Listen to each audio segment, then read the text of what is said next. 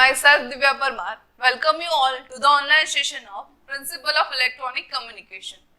In this video, you will get to know about modulation. Let's start with the contents. First, what is modulation? Uses of modulation, definition of modulation, need for modulation and advantages of modulation. Let's start with modulation.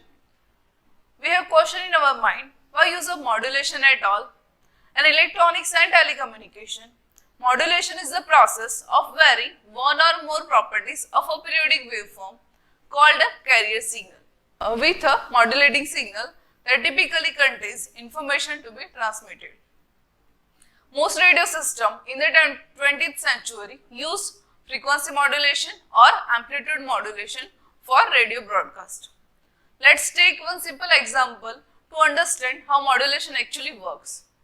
Suppose we want to send some information to a longer distance destination, so we need some carrier or a high frequency signal to transmit a data. I have taken example of goods and carrier service. Goods or data that we want to send get carried by a truck or a carrier for a long distance communication. For that we need a modulation. Carrier carries that data and travel a longer distance. If we want to send data at a longer distance, it could not travel without any carrier.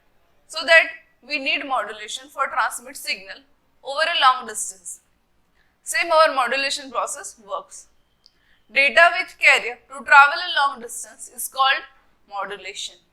We can transmit our low frequency signal or a data with the help of high frequency carrier signal.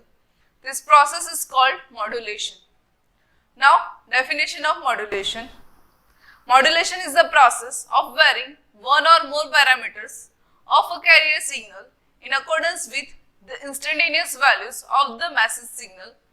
The message signal is a signal which is being transmitted for communication, and the carrier signal is a high frequency signal which has no data but it is used for long distance communication.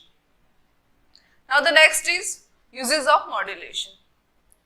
Most of the times, modulation is used for interconversions of signals from one form to the another form, and you will be surprised to know how actually often take place in our daily life. Now analog modulation. Analog modulation looks to transfer a low baseband or a bandwidth signal like a radio or a TV signals over or either a higher baseband or a bandwidth signal for a limited frequency bandwidth like cable TV or DTH.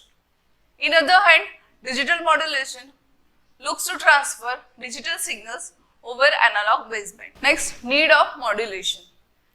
You may be asked when the baseband signal can be transmitted directly by use of modulation.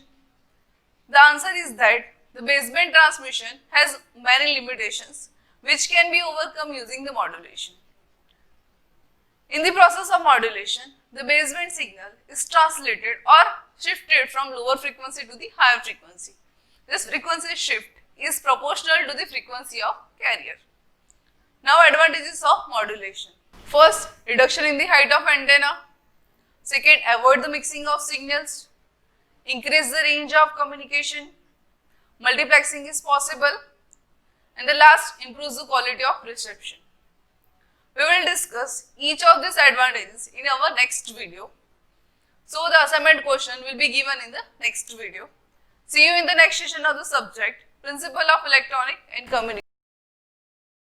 If you like this video, please subscribe and like our YouTube channel LJPEC, and don't forget to click on the bell icon to get latest video update fast.